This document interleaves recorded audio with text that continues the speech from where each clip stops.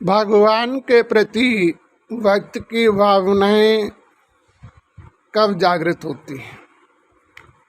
जिस समय मनुष्य प्राणी अपने जीवन में संकटों के सामने जूझ रहा होता है, जब उसे संसार की समस्त सहारे व राहत मिलने वाली व्यवस्थाएं कमजोर होती हैं, ऐसी स्थिति में ही मनुष्य अपने जीवन में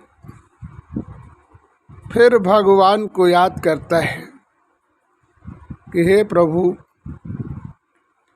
आज तो मेरा कोई सहारा नहीं, अब तुम ही मुझे सहारा दो।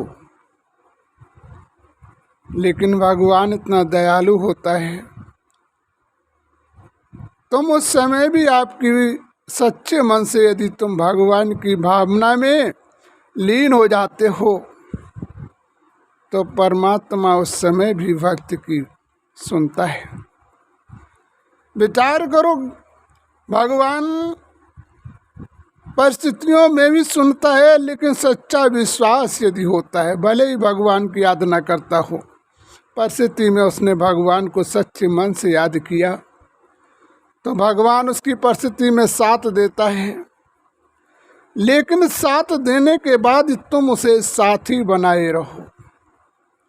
जब तक मन का भेद, मन के विचार हमारे उस परमात्मा से आंतरिक दर्पण नहीं लगेगा, तब तक दुनिया की समस्याओं को नहीं मिटा सकते हो। ये सारी समस्याएं हमारे कर्म से आती हैं, वह वर्तमान की गलतियों से आती हैं, या कहीं तुम अपनी समस्याओं को स्वयं अपने द्वारा पैदा कर लेते हो। इन सारी समस्याओं का निवारण तुम अपने कर्मों के द्वारा ही कर सकते हो, उस भगवान की याद करके। उन समस्याओं को भी तुम एक दिन पार कर लोगे। तो भगवान तो फिर भी बच्चों का साथ देता रहता है, लेकिन बच्चे समय निकल जाता है यदि आपत्ति का तो भगवान को भूल जाते हैं। यही कारण होता है मानव जीवन में परिस्थितियां बार बार वापस आने का। पिछले संस्कारों की भी कोई दिक्कतें आती हैं, यदि हम अपनी साधना उस परमात्मिक ज्योति में अपने आप को लीन कर दें तो परिस्थितियां नहीं आएंगी। इसलिए हमें अपने जीवन की परिस्थितियों को निपटाने के लिए, उससे मुक्ति पाने के लिए अपने मन को एकाग्र कर उस ज्योति में लीन हो जाओ।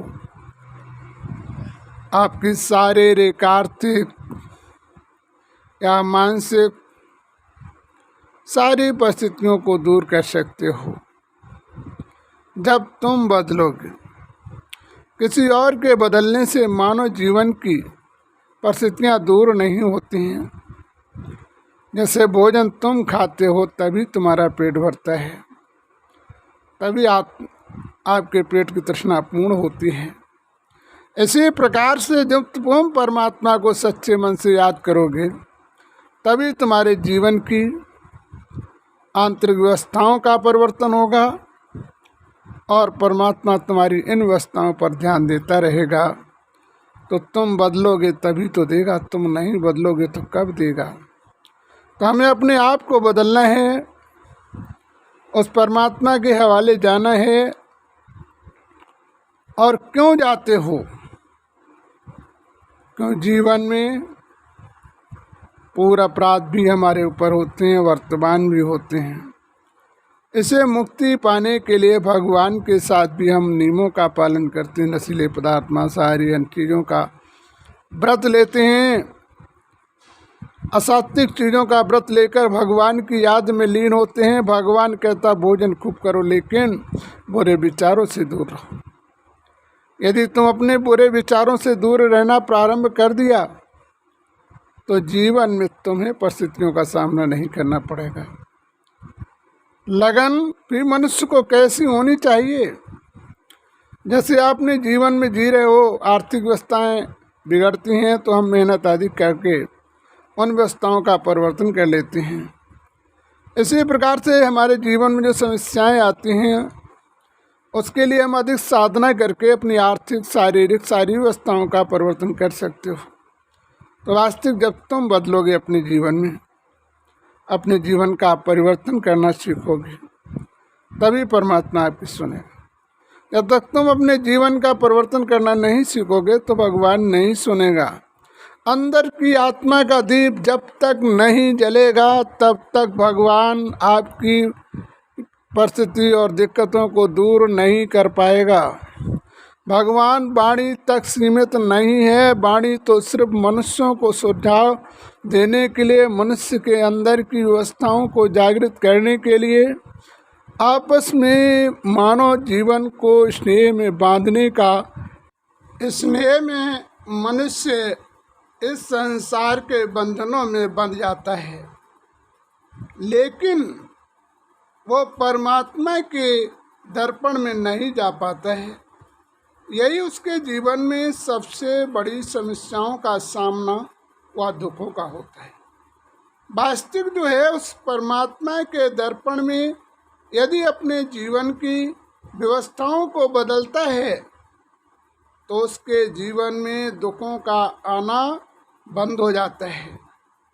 जीवन में जितना वास्तविक लगाव तुम्हें उस परमात्मा के प्रति आत्मिक दर्पण से होगा, आत्मिक दर्पण ही उस परमात्मा तक पहुंचता है और आत्मिक दर्पण ही तुम्हारे जीवन की व्यवस्थाओं को बदलता है। जब तक आत्मिक व्यवस्थाएं आपकी परिवर्तन नहीं होगी, आपका भाव जागृत नहीं होगा, तब तक परमात्मा कहता है परेशानी और दिक्कतों से